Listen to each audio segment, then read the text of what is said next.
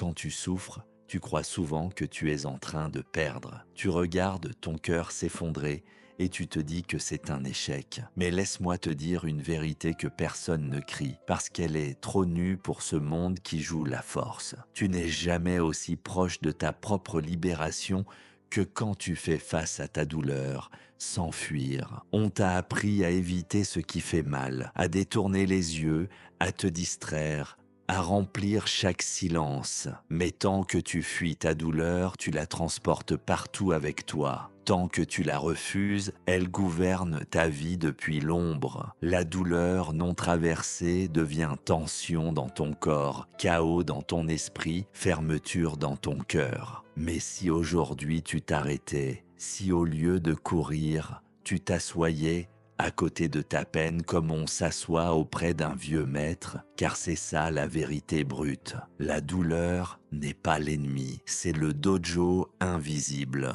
là où la société te pousse à fuir. Le stoïcisme te dit reste, le zen te dit observe, le dhamma te dit contemple sans réagir, et le bushido te murmure endure sans te raidir. Tous les chemins de sagesse convergent ici, la souffrance est une porte. Miyamoto Musashi, orphelin de père, sans maître, sans maison, n'a jamais combattu pour fuir son vide. Il a combattu pour comprendre ce qu'il y avait derrière. Il a fait de chaque duel une méditation, chaque impact une révélation, chaque blessure un miroir. Toi aussi, disciple, tu dois comprendre cela. Le feu ne vient pas pour te détruire, il vient pour te forger. Regarde bien les cicatrices que tu portes. Certaines sont là depuis l'enfance, d'autres sont plus récentes, mais toutes racontent la même chose. Tu as survécu à ce que tu pensais insurmontable. Ce n'est pas en fermant les yeux sur la douleur qu'elle disparaît, c'est en les ouvrant pleinement, jusqu'à ce qu'elle n'ait plus rien à te cacher. Ce que tu acceptes devient léger,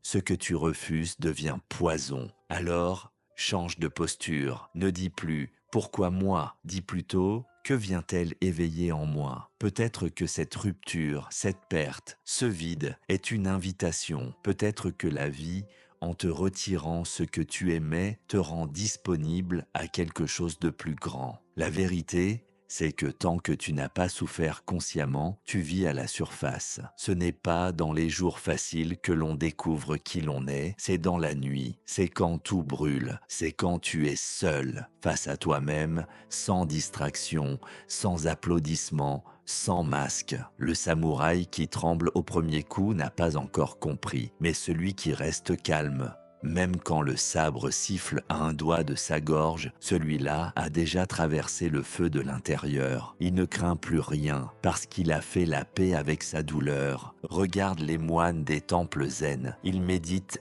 des heures dans le froid, pas pour se punir, pour apprendre à ne plus réagir, pour que l'inconfort ne soit plus un tyran, mais un terrain. Ils entrent volontairement dans ce dojo invisible où l'esprit est testé, où le corps proteste, mais où l'âme apprend enfin à écouter. Et toi, es-tu prêt à entrer dans ton propre dojo, pas celui des autres? Pas celui des apparences. Ton dojo, c'est ton cœur blessé. Ton dojo, c'est ton insomnie, c'est ta solitude, c'est ton manque, c'est ta honte cachée. C'est tout ce que tu refuses encore d'accueillir. Mais écoute bien, car ceci est la clé. Tout ce que tu accueilles, tu le transcendes. Quand tu te tiens debout au cœur même de ta douleur, sans chercher à la fuir, sans chercher à la comprendre, juste là, présent, quelque chose bascule. Tu n'es plus la victime, tu es le témoin, et de témoin, tu deviens guerrier. Pas un guerrier qui détruit, mais un guerrier qui voit clair et qui avance.